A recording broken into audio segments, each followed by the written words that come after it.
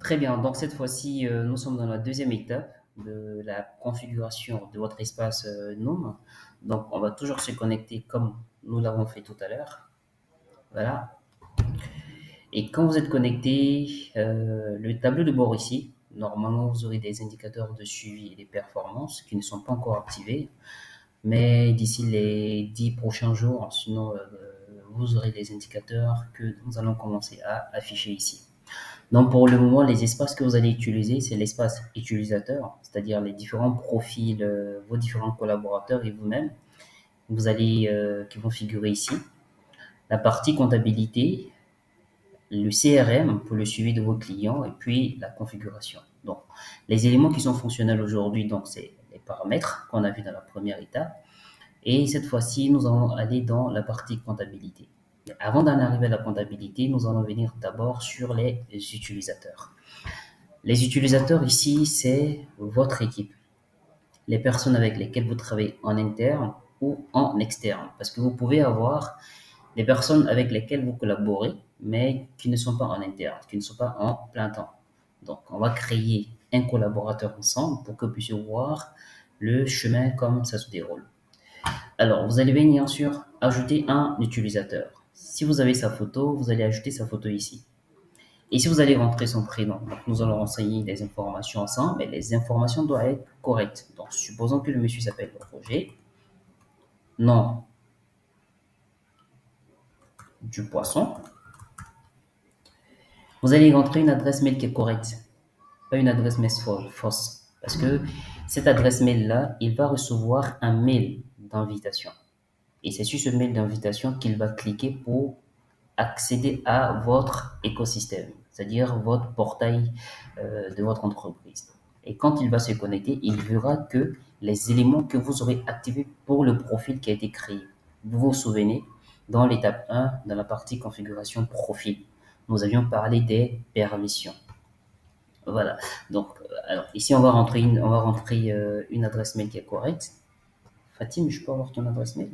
C'était Fatim? Non, c'est des fois. Non, le mail nom qu'on avait créé, c'était Fatim, Facile. arobase, binôme.com. Donc, quand vous allez rentrer le mail qui est là, donc vous allez rentrer le numéro de la personne.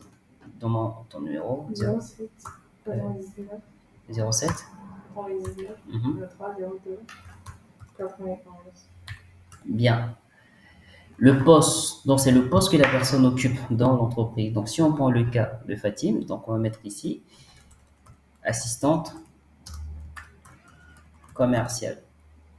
Le type de contrat. Donc, vous allez mettre le contrat de votre collaborateur. Est-ce que c'est en CDI? Est-ce qu'il est en CDD? Est-ce que c'est un stagiaire? Est-ce que c'est un contractuel? Et vous verrez chez vous qu'on a rajouté une autre option qui est l'option de consultant. Donc, ici, on va mettre CDD. Donc, la date d'embauche. Depuis quand cette personne elle est chez vous? Donc, si c'est maintenant que vous utilisez nom, bah, la période depuis laquelle la personne elle est chez vous, donc vous allez mettre l'année. Voilà, donc je veux dire que la personne est chez moi, par exemple, depuis le 4 décembre 2023. Vous allez mettre le département dans lequel se trouve la personne. Si la personne fait partie du département de la direction générale, du département informatique, du département communication, bon, pour le moment, ce sont ces départements que nous avons créés sur l'interface test. Cependant, vous pourrez créer les différents départements à votre niveau. Mais vous verrez que nous avons déjà renseigné des départements par défaut. Donc, moi, je prends le département communication, l'adresse. L'adresse ici, c'est l'adresse d'habitation de votre collaborateur. Donc, pour notre collaboratrice, on va mettre qu'elle est en zone 4. Bon, zone 4. OK.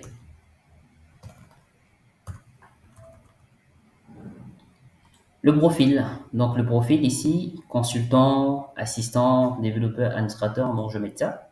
Et puis, je valide. Donc, quand je valide, vous allez voir que ici, son profil est inactif. Donc, pour qu'il soit actif, bah voilà, vous allez venir ici, vous allez faire inviter l'utilisateur. Donc, quand je fais ça, voulez-vous vraiment inviter l'utilisateur Roger du Poisson dans votre organisation? Vous faites oui. Quand vous allez faire oui, automatiquement, la personne va recevoir un mail. Et dans le mail, on va inviter la personne à rejoindre votre écosystème. Donc, quand la personne va cliquer dessus, c'est avec son adresse mail que la personne va se connecter et le mot de passe que la personne aura créé. Donc, en gros, voici les différentes étapes à suivre pour créer votre utilisateur. Bon, nous restons disponibles. Si vous avez la moindre question, n'hésitez pas, nous sommes là pour vous accompagner. Le plus important aujourd'hui, c'est de vous permettre, vous, en tant que manager, d'avoir une visibilité assez fluide et un meilleur suivi de vos différentes actions concernant votre organisation. Merci de nous suivre.